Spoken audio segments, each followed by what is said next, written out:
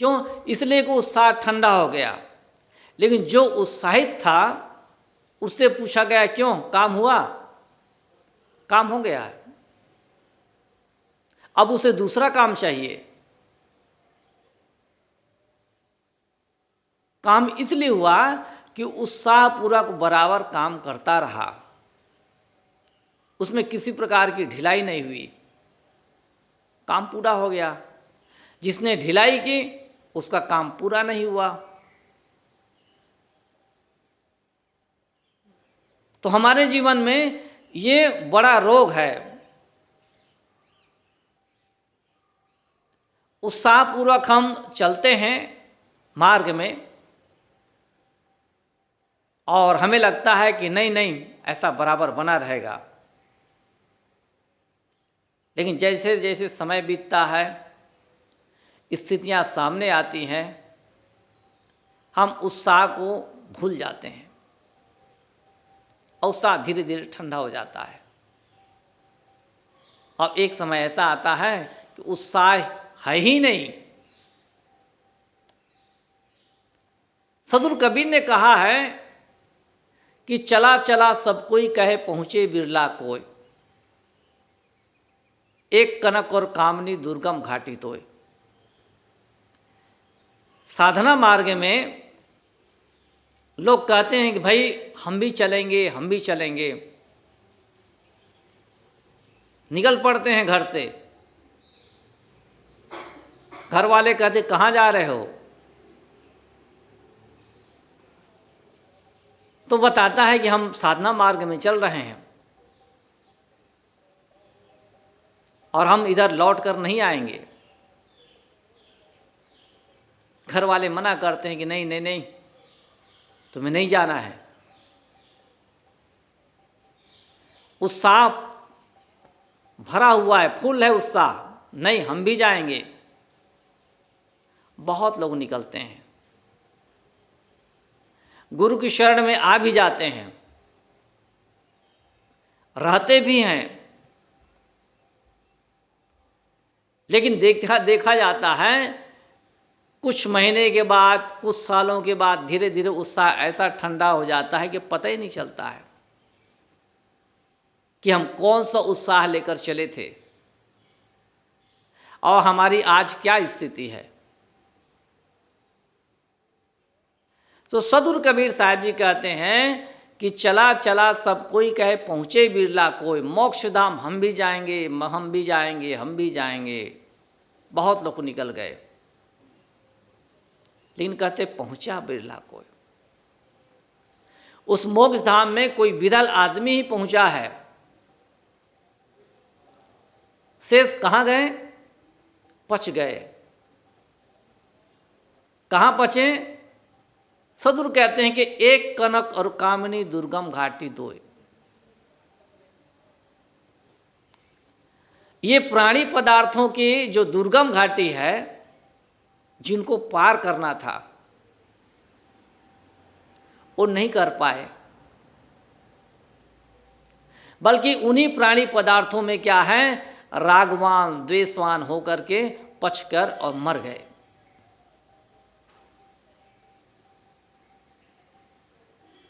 क्यों? इसलिए कि जो पहले वाला उत्साह था, उत्साह और ठंडा हो गया है। अब उस उत्साह को बराबर बनाए रखने के लिए कितनी मेहनत पड़ेगी। जैसे कि आग बुझ गई है, आग बुझ गई है, तब क्या करेंगे? पुनः आग जलाएंगे, ईंधन लाएंगे। वो तो बाहर की बात है, लेकिन मन में जो उत्साह ठंडा हो गया है, कल्याण के लिए जो उत्साह भरा था, उस उत्साह को पुनः जीवित करके रखना, पुनः जीवित करना, यह आसान काम नहीं है। बहुत कठिन काम है और महंगा काम है। लेकिन जिन्होंने उस उत्साह को बराबर बनाए रखा, सेवा से, सद्ग्रंथ अध्ययन से, चिंतन से, मनन से, वैराग्य से, भक्ति से, उनका उत्साह जो बराबर बना रहा, और वही किसी समय अपने जीवन में वो सफल होता है।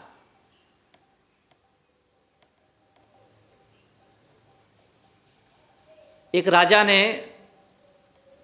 डंका पिटवा दिया अपने राज में कि मेरे पास राज का कोई भी लड़का यदि आ जाता है तो उसे मैं अपना राज का उत्तराधिकारी बना दूंगा, यानी गद्दी पर बैठा दूंगा।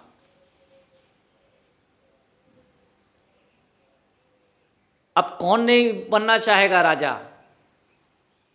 सभी के मन में हुआ कि भाई हम राजा के पास पहुंच जाएंगे। पूरे राज के लड़के निकल गए, हम राजा बनेंगे, हम राजा बनेंगे। लेकिन राजा ने क्या किया, पूरे राज में क्या है, तमाम भोग पदार्थों की सामग्री का बाजार लगा दिया, पूरे राज में फैला दिया। मन माफिक खाना पीना, देखना सुनना, सारी चीजें कहना चाहिए एक प्रकार से पूरा बाजार लगा दिया। अब लोग निकल तो गए हैं घर से,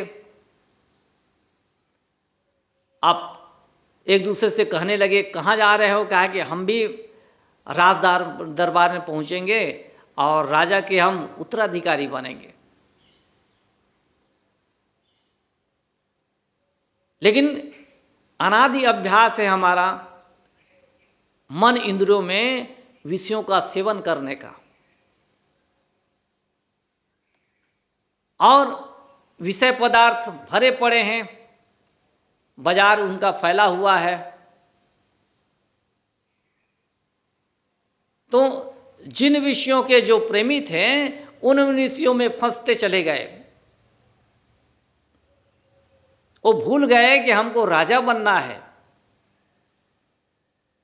हमको राजा का उत्तराधिकारी बनना है, ये बात तो भूल ही गए। क्यों? इसलिए कि अपने मन माफिक विषय वहां पर मिलते चले गए और उन्हीं विषयों में लिपटते चले गए।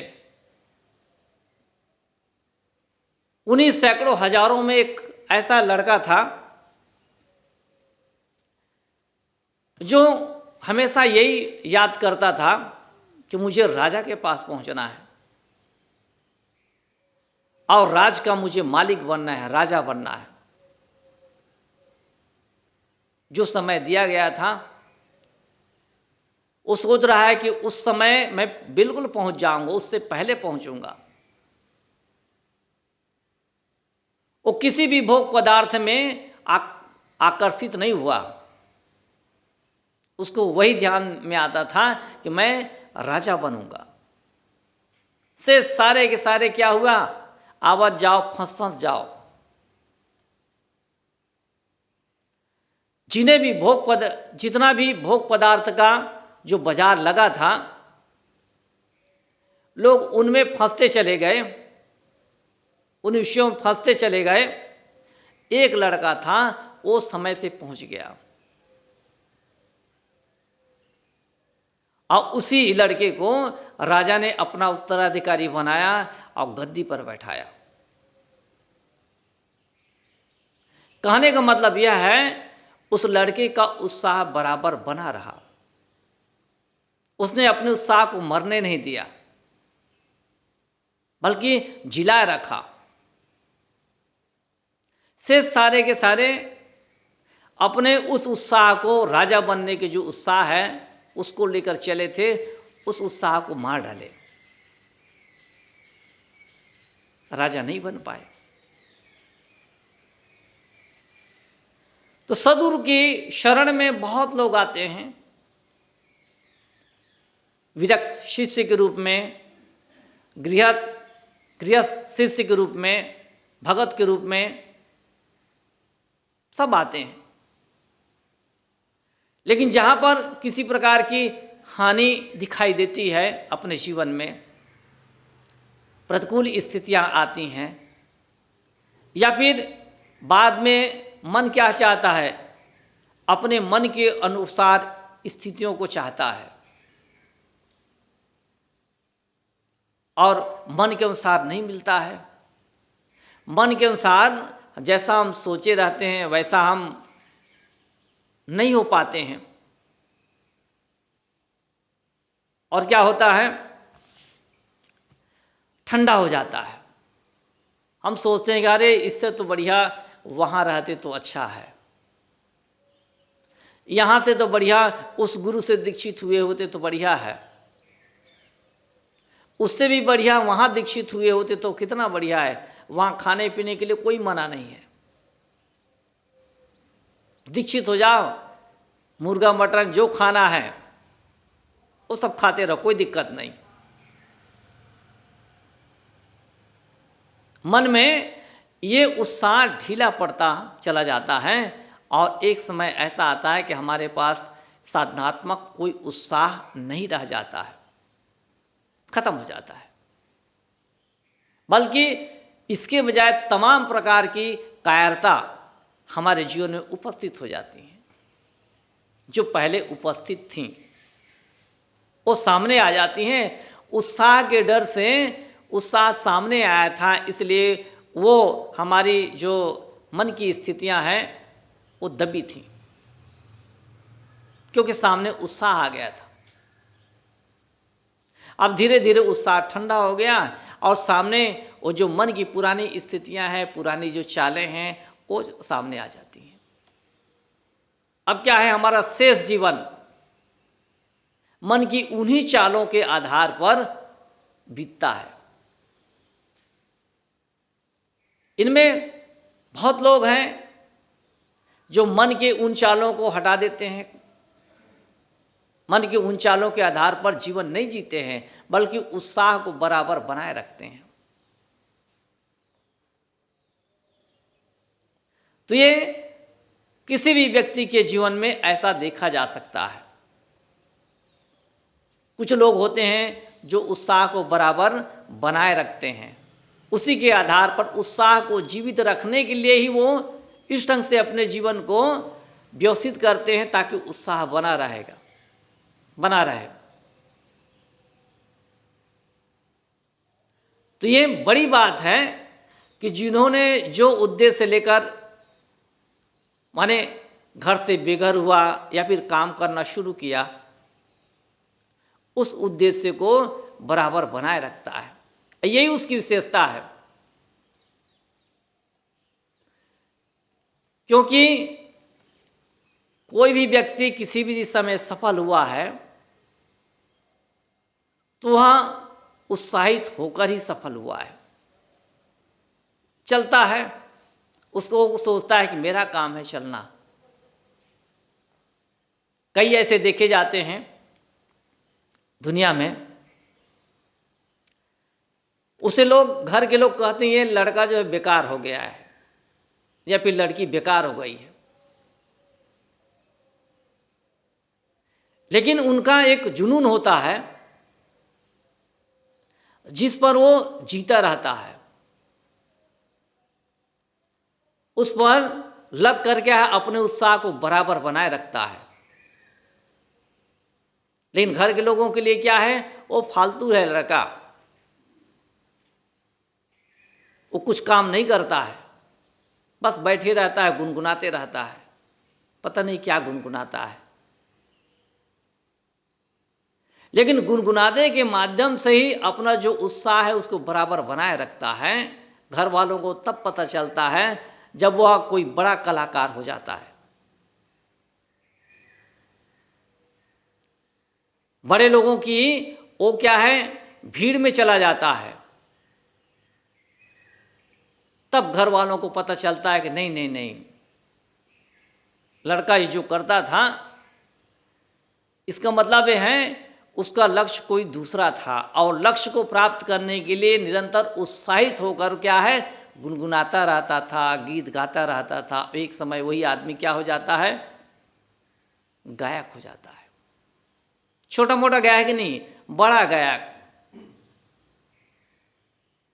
जिसको दुनिया में सब जानते हैं, बहुत लोग जानते हैं। क्यों? इसलिए कि उत्साहित होकर किसी एक दिशा में वो काम कर रहा था, उत्साह को ठंडा होने नहीं दिया। अब घर के लोग कहते हैं कि नहीं नहीं, हमारा लड़का जो बड़ा प्यारा है, जिसको सब लोग फालतू कहते थे, अब उसके दर्शन के लिए ललायत हैं। कहाँ है वो, हम देखना चाहते हैं। यहाँ तक कि बड़े बड़े मिनिस्टर भी मिलना चाहते हैं। उसी लड़के को कहते हैं कि भाई ये तो हमारा, ये देश का नाम रोशन किया है, ये हमारे राज्य का नाम रोशन किया है। वो कौन है? वो घर में तमाम भीड़ जमी रहती है। क्यों? इसलिए कि उन्होंने उत्साहपूर्वक काम करने का सोचा और काम किया। तो ये है अपने उत्साह को अपनी दिशा में, अपने उद्देश्य के अनुकूल जगाए रखना, बनाए रखना। जब ऐसा होता है तो कोई दिक्कत नहीं होती है, और जब ऐसा नहीं होता है तब उत्साह हमारा ठंडा हो जाता है। जिस प्रकार से हमारी जठराग्नि होती है, हम भोजन करते हैं, भोजन को पचाने का जो काम करती है वो है जठराग्नि। जठर में एक अग्नि होती है, बाहर अग्नि से हम भोजन पकाते हैं, उसमें भी आग की जरूरत होती है। लेकिन उस भोजन को हम जब आहरण करते हैं तो इस पके हुए भोजन को भी पचाने के लिए हमको क्या चाहिए? जठर अग्नि चाहिए। पेट में भी एक आग है, जो बाहर से हमने जो ग्रहण किया है भोजन, पकाया हुआ भोजन, उस भोजन को पकाने का काम वो करती है, जिसको कहते हैं जठराग्नि। कुछ लोग हैं अपनी जठराग्नि को मंद कर देते हैं, जठराग्नि को बुझा डालते हैं। कैसे? अपने आलस्यवश, अकर्मण्यतावश, लापरवाहीवश। अब उस समय लगता है कि भाई हमारा पेट खराब है, तबीयत ठीक नहीं है, वो शिकायत शुरू हो जाती है। तो इसके मूल में क्या है? इसके मूल में है पेट में जो जठर अग्नि है, जो भोजन को पचाने का काम करती है, उस पर हमने ध्यान नहीं दिया कि इस पर कुछ ईंधन डाला जाए, जिससे कि जठर अग्नि प्रज्वलित रहे। उसको प्रज्वलित रखने का हमारे पास जो उपाय है, उपाय हमने किया नहीं। इसलिए क्या है, जठर अग्नि जो है मंद पड़ जाती है, और फिर मंद पड़ने पर हम जो कुछ भी खाते हैं वो चीज़ वो पचा नहीं पाती है, आंत पचा नहीं पाती है। अब आंत पचा नहीं पाती है तो क्या हो जाता है? वो अपच की बीमारी के रूप में हमारे जीवन में वो उभर कर सामने आती है। तब हम कहते हैं आज ठीक नहीं लग रहा है, आज खाने का मन नहीं है, आज उपवास रह लेते हैं। तो मैं कह रहा हूं, जिस प्रकार से हम जठर अग्नि को बनाए रखने के लिए शारीरिक श्रम है, और भी कुछ ऐसा उपाय है जिसका सहारा लेते हैं और उस अग्नि को बुझने से हम बचाए रखते हैं,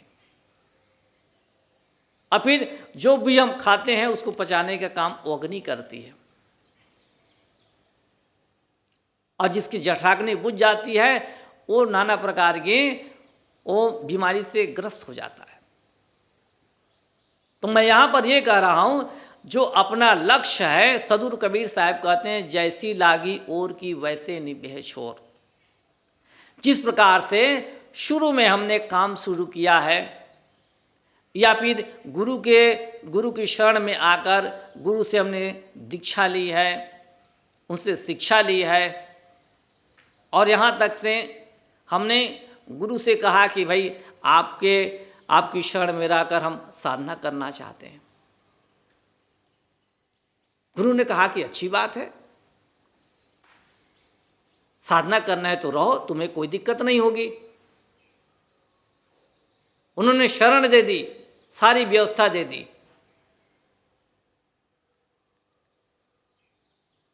वे उतना ही कर सकते हैं कि सारी व्यवस्था में दे देंगे, खाने पीने चीज़ें की सामग्री, लेकिन मन में जो कल्याण का उत्साह है उसको गुरु बना के थोड़ी रखेंगे, उसको तो हमें ध्यान देना है। और जो साधक ध्यान देता है उसका उत्साह बराबर बना रहता है, और जो भी ज्ञान की चर्चा सुनता है, अपने से बड़ों से सीखता और समझता है, उसको बराबर उपयोग में लेता रहता है। इससे क्या है, उत्साह बराबर बना रहता है, बुझता नहीं है, इसलिए वो आगे बढ़ता रहता है। सदगुरु कहते हैं कि कौड़ी कौड़ी जोर के पूंजी लक्ष्य करोड़। जो शुरू से आखिरी तक बराबर उत्साहपूर्वक अपनी दिशा में, अपने लक्ष्य में, अपने मार्ग में बराबर बना रहता है, तो उसका कल्याण पूरा हो जाता है, वो अपने लक्ष्य को पूरा कर लेता है।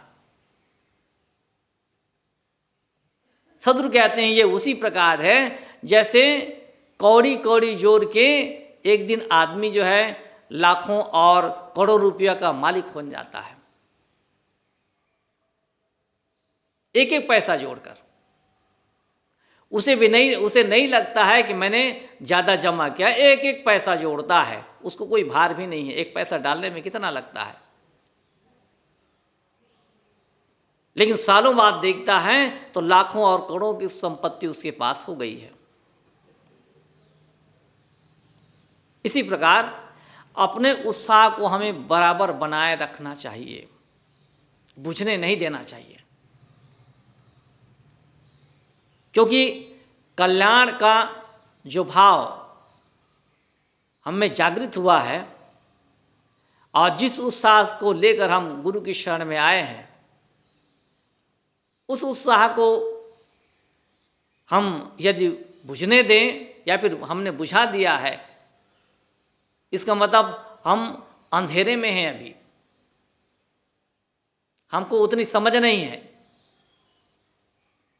इसलिए वो क्या है, हम आगे नहीं बढ़ पाते हैं या फिर हमारा मन आगे बढ़ने के लिए हमें उत्साहित नहीं करता है। इसलिए इसको बराबर बना के रखना चाहिए हमें। ये है तो हमारा लक्ष्य एक दिन पूरा हो जाएगा, ये नहीं है तो हम जहाँ के तहाँ पड़े रह जाएंगे, लक्ष्य हमारा खूंटी पर टंगा रहेगा और बताएंगे भाई लोगों को, भाई हमारा लक्ष्य ये था या फिर हमारा लक्ष्य ये है, और लक्ष्य खूंटी पर टंगी है। क्यों? इसलिए कि उत्साह ठंडा हो गया है, उधर चलने के लिए अब हमारे पास कोई हिम्मत नहीं है, कोई ताकत नहीं है, कोई साहस ही नहीं है। मान लीजिए कोई साहस जगाने का काम करता है तो उनकी बातों को भी हम नहीं समझते हैं, यानी कोई जगाने का काम करता है तो उतना ध्यान नहीं देते हैं। क्यों? क्योंकि अब रुचि हट गई है, हमारी जो मानसिक स्थिति है अपनी पुरानी जगह में आ गई है। कुछ दिन तक हम उस स्थिति को उठाकर रखे थे, अब आलस्य आ गया, अब उठाना बंद कर दिए, बल्कि वो क्या है, धीरे धीरे धीरे करके हमारी मानसिक स्थिति नीचे की ओर आ गई है और जहाँ से हमने शुरुआत की थी वहीं आकर वो खड़ी हो गई है। इसलिए बराबर बना के हमें रखना चाहिए। एक किसी भी व्यक्ति के लिए बहुत जरूरी है कि जिस दिशा में वो जा रहा हो उस दिशा के लिए उत्साह तो चाहिए ही। और उत्साह ठंडा हो गया, मतलब सब बेकार हो गया। सदुर कबीर साहब जी कहते हैं, नित खरसान लोहागुन छूटे, नित की गोष्ठी माया मोह टूटे। अपने मन को नित्य मांसते रहना चाहिए। कैसे? वे उदाहरण देते हैं, एक खरसान पत्थर होता है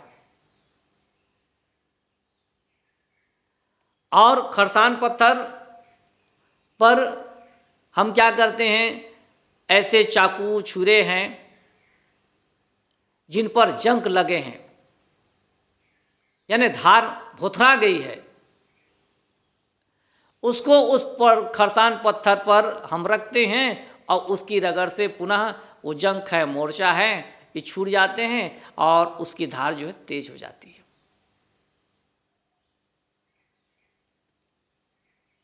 इस प्रकार हम रोज उस चाकू से काम लेते रहते हैं। तो नित्य हमें क्या करना है, जिस वस्तु से हम काम लेते हैं उस वस्तु की हमको देखभाल भी करने की जरूरत है। ये नहीं कि एक बार हमने ले लिया उसके बाद हो गया उसका काम, ऐसा नहीं। जैसे कोई आदमी जंगल में लकड़ी काटने गया है और लकड़ी काट रहा है। शुरू शुरू में तो लकड़ी ठीक से कटी, बाद में उसको बड़ी मेहनत जान पड़ रही है और थक जा रहा है, लेकिन लकड़ी कट नहीं पा रही है। अपने मित्र से कहता है कि भाई देखो, कल परसों तो मैंने इस कुल्हाड़ी से लकड़ी खूब काटी, कोई बल नहीं पड़ता था, लेकिन अब ऐसा लग रहा है कि लकड़ी कट नहीं पाएगी और चलाने में भी बड़ी मेहनत पड़ रही है। तो उसके साथी ने कहा, अच्छा दिखाओ। देखता है तो कुल्हाड़ी में धार ही नहीं है, भोथरा गई है। मित्र ने कहा, ये पत्थर लो और इस पत्थर पर इसको रगड़ो, घिसो, धार बन जाएगी और फिर काटने का काम करो। मित्र ने कहा कि ऐसा नहीं है कि इसमें एक बार धार बन जाने के बाद वर्षों चले, बहुत दिनों तक चले, ऐसी बात नहीं है। धार भी भोथरा जाती है, धार भी कुंद हो जाती है। इसलिए इस पत्थर से तुम रगड़ो और वैसे ही करो कि तुम अपने पास एक पत्थर रखो और जब जब काम करना हो तो कुल्हाड़ी इसमें रगड़ लिया करो, नई धार आ जाएगी, तुमको काटने में कोई दिक्कत नहीं होगी। उसने वैसा किया और अनुभव पाया कि आप ठीक कहते हैं। ऐसे ही हमारे जीवन में हम यदि नित्य जीते हैं तो हमें भी एक दूसरे के साथ जो प्रेम का व्यवहार है, एक दूसरे से मिलने से, एक दूसरे से बात बर्ताव करने से, एक दूसरे के संपर्क से क्या है, मन में कभी कभी मनमुटाव आ जाने की संभावना रहती है। जिस प्रकार से कुल्हाड़ी की धार भोथरा जाती है, कुंद हो जाती है, उसी प्रकार से आपस में जिनके साथ हम रहते हैं कभी कभी हमारा मन भी कुंद हो जाता है।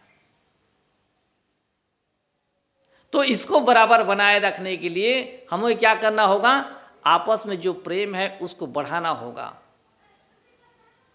एक दूसरे के प्रति जो सहयोग की भावना है उसको बढ़ाना होगा। इससे क्या होगा कि आपस का प्रेम बढ़ेगा। देखिए, कोई भी आदमी हो, किसी भी प्रकार से उनके साथ हमारा मन मुटाव हो गया है, यदि वो खत्म करना है तो एक काम है, वह है उसकी मदद कर दें, उसका सहयोग कर दें समय से, चाहे अनचाहे। देखेंगे कि हमारा भी मन बढ़िया हो गया और उसका मन भी बढ़िया हो गया। जो मन भोथरा गया था, वो मन क्या हो गया? वो ठीक हो गया। अब कोई दिक्कत नहीं है। तो साथियों से प्रेम बनाए रखने के लिए, साथियों से प्रेम पाने के लिए ये बहुत बड़ी बात है कि हम उन पर भी ध्यान दें। हम उन पर ध्यान नहीं देते हैं। हम सोचते हैं कि अरे हमारा क्या जाता है और हमें क्या करना है। ऐसा नहीं। प्रेम ऐसी चीज है कि वो प्रेम बनाए रखने के लिए आदमी क्या क्या नहीं करता है, क्या क्या नहीं सोचता है, जिससे कि अपने लोगों के साथ मेरा प्रेम बराबर बना रहे। आदमी को हम अकेले कहीं छोड़ दें तो आदमी के बिना वो नहीं जी पाएगा। आदमी को प्रेम चाहिए। अब आदमी के बीच ही रहेगा। किसी को भी हम भेज दें दूसरी जगह, चाहे कितनी भी उनको वहाँ पर व्यवस्था कर दें, सारी चीज़ें दे दें, लेकिन एक आदमी वहाँ न रखें तो आदमी नहीं रह पाएगा। भले सारी चीज़ें ले लो, लेकिन उसको एक आदमी दो जिससे कि वो प्रेम से बात कर सके, अपनी मन की बात को कह सके। वो आदमी चाहिए। और जिन्होंने आदमी को दूर रखना चाहा अपने से, नहीं भाई हमको किसी की जरूरत नहीं है, वो आदमी क्या होता है? चिड़चिड़ा होता है। थोड़े में वो कंझा जाता है, वो सही ढंग से नहीं रख पाता है अपने को, क्योंकि आदमी के बीच आदमी ही रहता है तो उसकी जो मन की धार है वो तेज होती रहती है। आपस में प्रेम प्यार मिलता रहता है। लेकिन आदमी में यदि वार्तालाप नहीं है, प्रेम प्यार नहीं है, तो देखो अब इसी की जरूरत है आदमी को। लेकिन इसको हम नहीं दे पाते हैं अक्सर। और चीज़ें दे देंगे, छोटी कुछ वस्तुएं दे देंगे, क्या सब दे देंगे, लेकिन जो मन की मिठास है और ये वाणी की मिठास है, सुंदर व्यवहार है, मदद है, सेवा, ये बड़ी चीज़ है बजाय किसी वस्तु की। तो सदगुरु कबीर साहब जी कहते हैं कि नित खरसान लोहा गुण छूटे, नित की गोष्ठ माया मोह टूटे। जिस प्रकार से नित्य चाकू छुरे उस्तरे को, हम कैंची को उस्तरे में वो खरसान पत्थर पर चढ़ाते हैं, उसकी धार हम तेज करते रहते हैं। इसी प्रकार से आपस में जिनके साथ हम रहते हैं उनके साथ वार्तालाप हो, ज्ञान की बातें हों, व्यवहार की बातें हों, और आपस में एक साथ बैठकर खाते पीते हों, फिर ऐसा जीवन और कहाँ पाएंगे? ऐसा जीवन और नहीं मिलेगा। यही स्वर्ग है। और जहां पर एक दूसरे से पैटरी नहीं बैठ रही, इतना ही नहीं, मन में एक दूसरे के लिए राग और द्वेष है, ईर्ष्या है, द्वेष है, ये क्या है? नरक है। मनुष्य जब मानवता के गुणों से युक्त हो जाता है तो उसको कोई दुख नहीं होता है।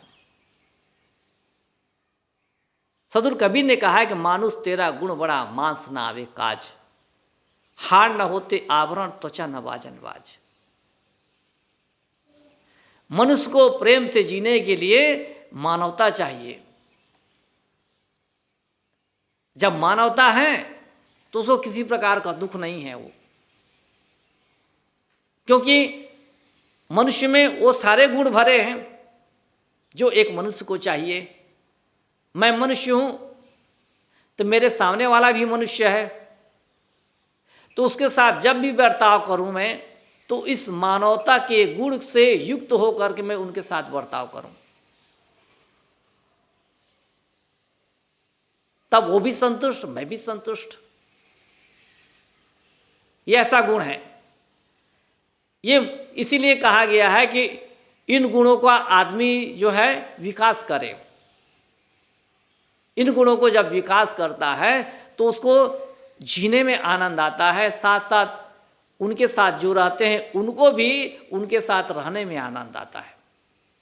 यहाँ पर मानवता का जो गुण है वो विकसित होता है, विकास को प्राप्त होता है।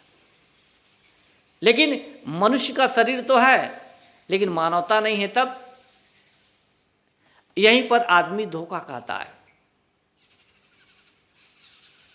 उसको मनुष्य समझ करके उसके साथ वो रहने का सोचता है, रहता भी है, लेकिन उसे क्या पता कि इस मनुष्य शरीर में अंदर जो छिपा हुआ है वो मानवता का गुण नहीं है बल्कि क्रूरता है।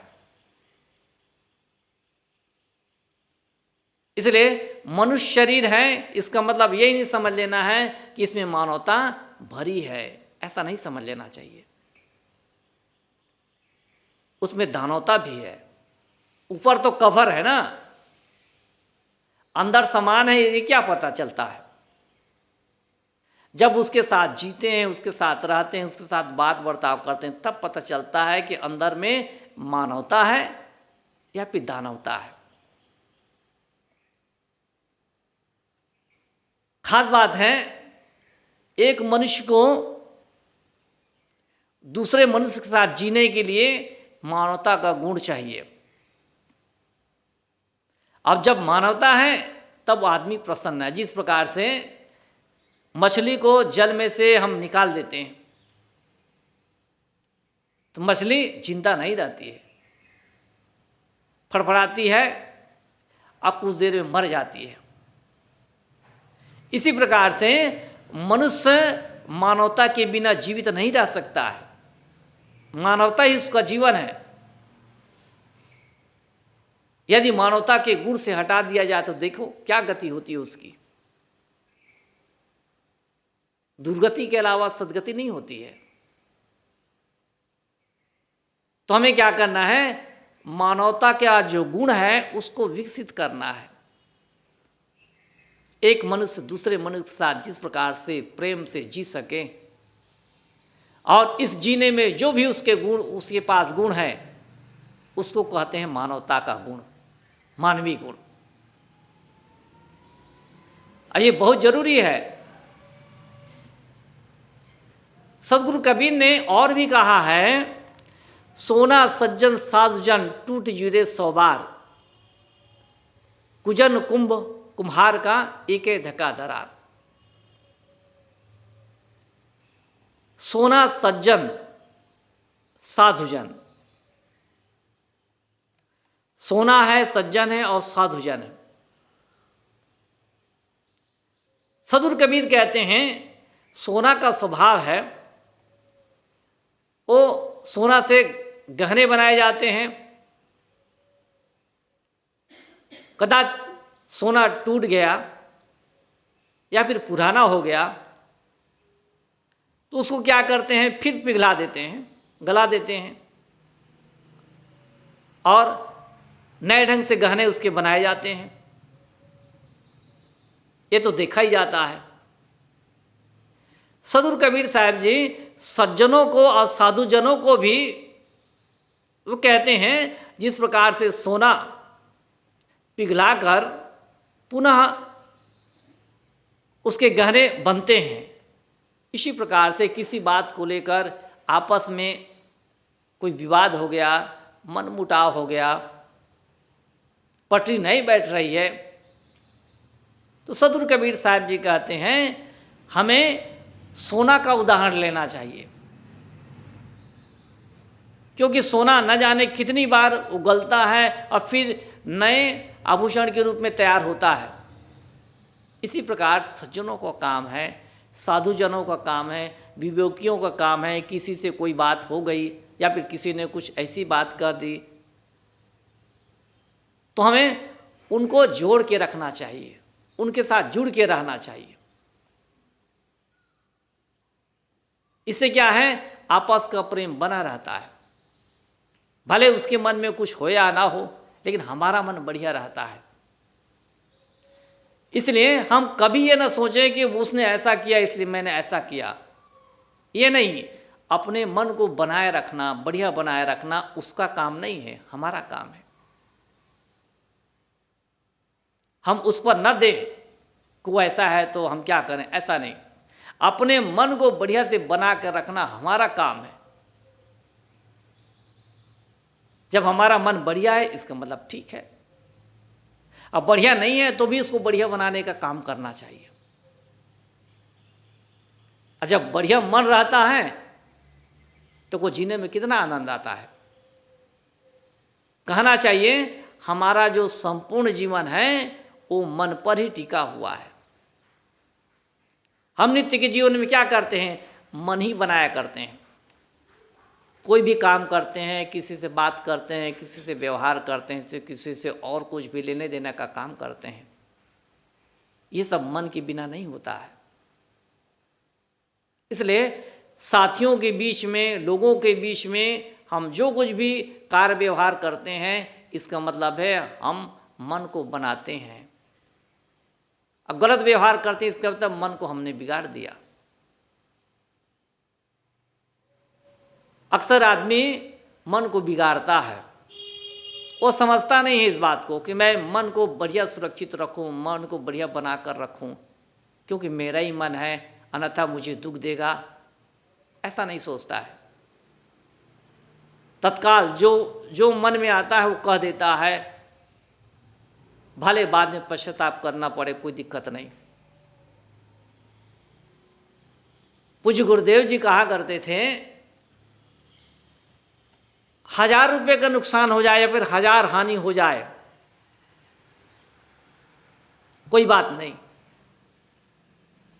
लेकिन मन जो है ठीक होना चाहिए। वस्तुओं की ज़्यादा कीमत नहीं होती है, मनुष्यों की कीमत ज़्यादा होती है, अर्थात मन की कीमत ज़्यादा होती है। कांच की गिलास से टूट फूट जाए किसी से कोई दिक्कत नहीं, उससे नाराज होने की कोई ज़रूरत नहीं। कोई और वस्तु है जो टूट फूट गई है, उसमें बड़बड़ाने चिड़चिड़ाने की कोई बात नहीं है। इसका मतलब ये नहीं है कि उसमें सावधानी न रखी जाए। लेकिन जहां तक वस्तु की बात है, वस्तु तो बाजार में भी मिल जाती है। पैसे लेकर जाएंगे, वस्तुएं खरीद लाएंगे। लेकिन किसी के साथ हमने विवाद कर लिया, किसी के साथ झगड़ लिया, किसी के साथ मन मुटाव कर लिया, तो ये ऐसा मन हम जो बढ़िया हो कहाँ से बाजार से खरीद के लाएंगे? ये बाजार में नहीं मिलता है। इसको हर आदमी तैयार करता है, हर आदमी बनाता है, हर आदमी इसके लिए मरता है कि हमारा मन बढ़िया रहे। लेकिन अक्सर इधर नहीं ध्यान देने की वजह से आदमी जो है अपने मन को बिगाड़ने में बड़ा उत्साहित रहता है, खुशी खुशी वो बिगाड़ देता है। वो कैसे बिगाड़ता है? मान लीजिए किसी ने कह दिया, भाई आपको अमुक आदमी ऐसा कह रहा था, तो कहा कि क्या तुम्हारे सामने कह रहा था? हाँ हाँ, मेरा ही सामने कह रहा था वो। और यदि यहां पर आदमी उसके कथनानुसार काम करने लगे तो अपने मन को तुरंत बिगाड़ लेगा। और थोड़ा विवेक है तो बिगाड़ेगा तो नहीं, वो सोचेगा समय आएगा तो पूछ भी सकता है, क्या आपने ऐसा उसके सामने मेरे बारे में कहा? पूछ सकता है। अक्सर लोग बिगाड़ लिया करते हैं, गुस्से में आ जाते हैं, मने मने मन बिगड़ गया। मन बिगड़ गया तो वाणी के माध्यम से कुछ भी आवाज़ निकल सकती है, कुछ भी बात निकल सकती है। उसके बाद बैर विरोध शुरू। तो हमारा काम है अपने मन को बनाकर रखना। तो सदगुरु कबीर साहब जी इसी बात को कहते हैं कि सोना सज्जन साधुजन टूट जुरे सवार, कुजन कुंभ कुम्हार का एक धका दरार। ये जो कुजन लोग होते हैं, खराब मन वाले होते हैं, दुष्ट प्रकृति के लोग होते हैं, कुजन कुंभ, ये घड़ा किसका? कुम्हार का। ये क्या है? एक धक्का दरार। घड़ा में थोड़ी चोट पड़े, घड़ा फूट जाए। इसी प्रकार से जो कुजन होते हैं, दुष्ट प्रकृति के लोग होते हैं, बस थोड़ी सी उनको प्रतिकूल बात मिल जाए, थोड़े में क्या है, वो बिल्कुल कुछ का कुछ हो जाता है, विरोधी बन जाता है, दुश्मन बन जाता है, उसके मन में दरार उत्पन्न हो जाती है। इसलिए हम सबका कर्तव्य है कि अपने मन को चाहे जिस विधि से हो बढ़िया बनाकर रखना हमारा काम है। इसीलिए हमको जीवन मिला है। हमारा जो बिगड़ा दिल दिमाग है उसको ठीक करने का जो साधन है वो है मनुष्य शरीर। यहीं पर ठीक कर सकते हैं। और उसमें भी मनुष्य शरीर में हम आए हैं तो ये साधन है। इस साधन के माध्यम से हम जो भी हमारे जो बड़े लोग हैं, समझदार लोग हैं, विवेकी लोग हैं, हमको सुधरने की दृष्टि से कुछ ऐसी बातें कहते हैं जो हमारे लिए उपयोगी है, तो उन बातों को जरूर मानना चाहिए। अन्यथा दुनिया में कौन ऐसा व्यक्ति है जो हमारी खबर लेता रहेगा? किसने क्या खाया है कि नहीं खाया है, इसका मन कैसा है, इसका स्वभाव कैसा है, ऐसा पूछने वाला नहीं होता है। कोई कोई पूछता है जो हमारा विशेष हित चिंतक होता है। दूसरे सब क्या करते हैं? अपना रास्ता देखते हैं और अपनी मंजिल की ओर चलते हैं। तो मैं कह रहा था, सदगुरु कबीर साहब जी यहाँ पर बताते हैं कि सोना सज्जन साज जड़ टूट जुरे स्वभार, कुजन कुंभ कुम्हार का एके धका दरार।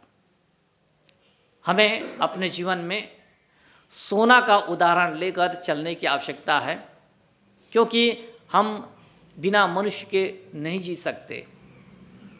हमें जब भी ज़रूरत पड़ेगी तो एक मनुष्य की ज़रूरत पड़ेगी जो हमारी बातों को सुनता है, समझता है और हमारी क्या आवश्यकता है उसके अनुसार कार्य करता है। पशु में यह संभव नहीं है। इसलिए अपने मन को बढ़िया से बनाकर हमें रखने की आवश्यकता है, जो कि हमारे जीवन के लिए ये सबसे बड़ी चीज़ है, मूल्यवान चीज़ है। अब ये बढ़िया है यानी सब बढ़िया है। वंदन है गुरुदेव तुमको